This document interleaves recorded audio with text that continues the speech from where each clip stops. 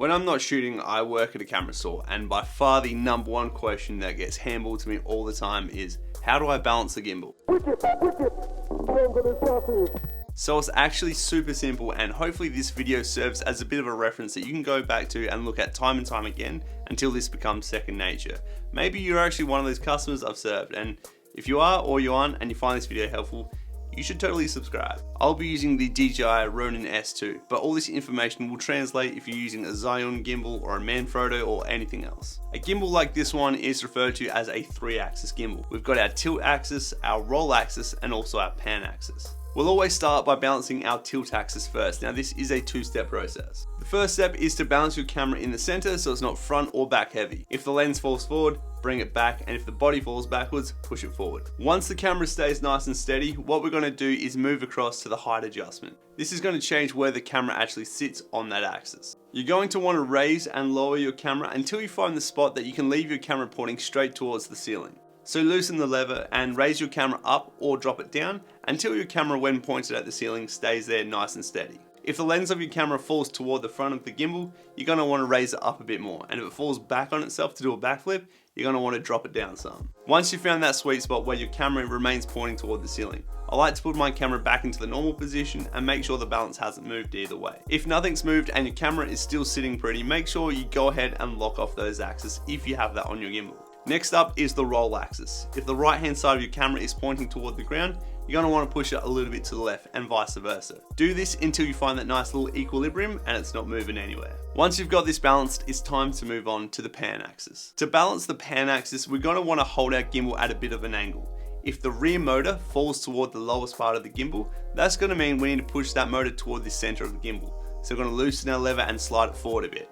However, obviously if your lens falls towards the lowest part, you're going to need to slide it back a little bit. So once you've gone ahead and made your changes and you hold it to the side and it doesn't move at all, this technically should be a perfect balance gimbal. So once you think you've got a perfect balance, if you're using a DJI gimbal, you're going to want to open up the app and just do a balance check. And all going to plan, you should get 3 perfects across all of your axes. If it's not, go ahead and make the adjustments you need, and that will give you a perfect balance. After you get your perfect balance, it's also a great idea to do a calibration to make sure the gimbal knows what's up. So that's what you need to do to balance a 3-axis gimbal. Now, don't go anywhere because I've got 3 pro tips for you. So let's say you're looking at buying a new gimbal. I don't care what brand you're looking at because this applies to all of them. If there's a mid-range and there's a top of the range, always spend the little bit of extra money and get that top line one. The more you pay, the better the payload capacity is going to be. Now, the better the payload capacity means it's got stronger motors, and this means better stabilization, even at lighter weights. If you're thinking of getting the RS3, spend the extra money and get the RS3 Pro. You will not regret it, I guarantee you. The little bit of extra money will always be worth it because bad gimbal shots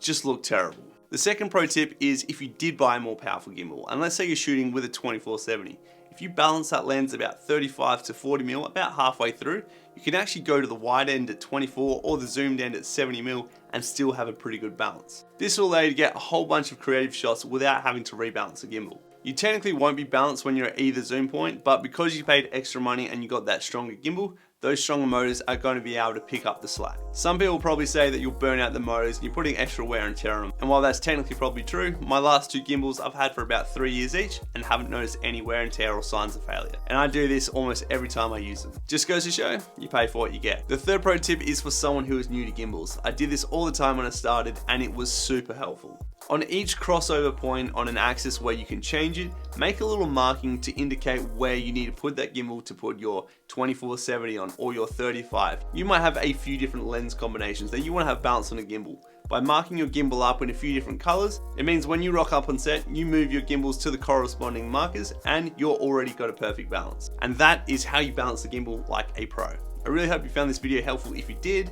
and you want to be a real champ, go ahead and hit that subscribe button or the big fat thumbs up as well. Make sure you go listen to Riz LeVay's newest album. It's absolutely awesome. And I'll see you pretty soon because you're subscribed and all that now. See you next time. Bye. Alright, we're done. That's gonna be a record.